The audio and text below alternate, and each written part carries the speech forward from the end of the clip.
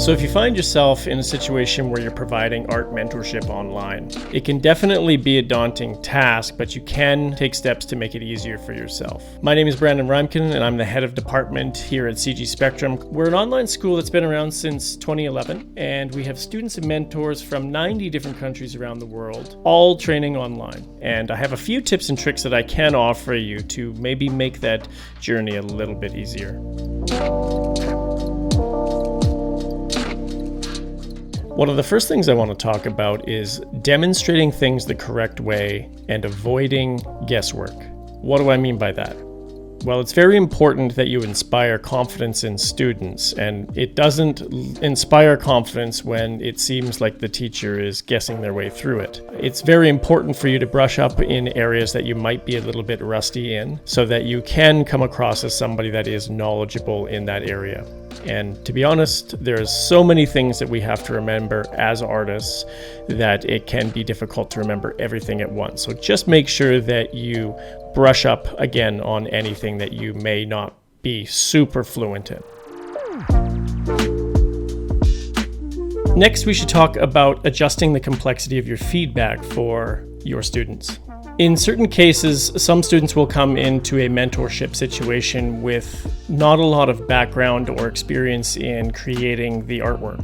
And so you need to adjust your feedback so they can meet you in the middle and understand what you're talking about so that they can proceed based on their current level. In terms of students that are more advanced, it's always good to challenge them as well. So sometimes you have to ratchet up the complexity of what you're talking about, the principles or the techniques, to be able to help them succeed as well.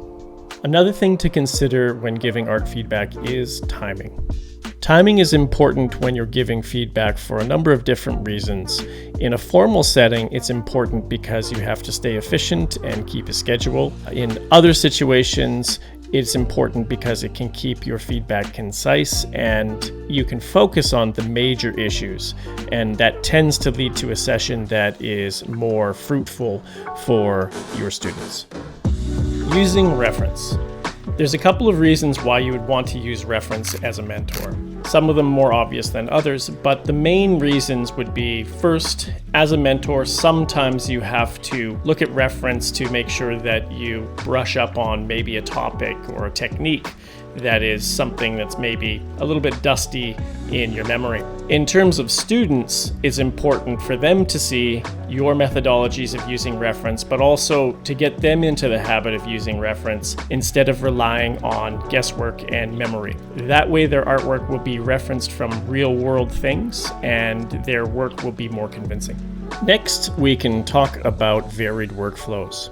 There are a lot of ways to achieve a certain look in artwork, and there are a lot of techniques that can be employed to do that. Not everybody will be the same, and not every student will take to certain techniques the same way.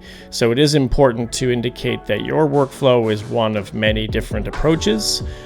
There will be certain truths about making artwork good and avoiding bad artwork, but it is important to let them know that there are options for them to achieve certain looks.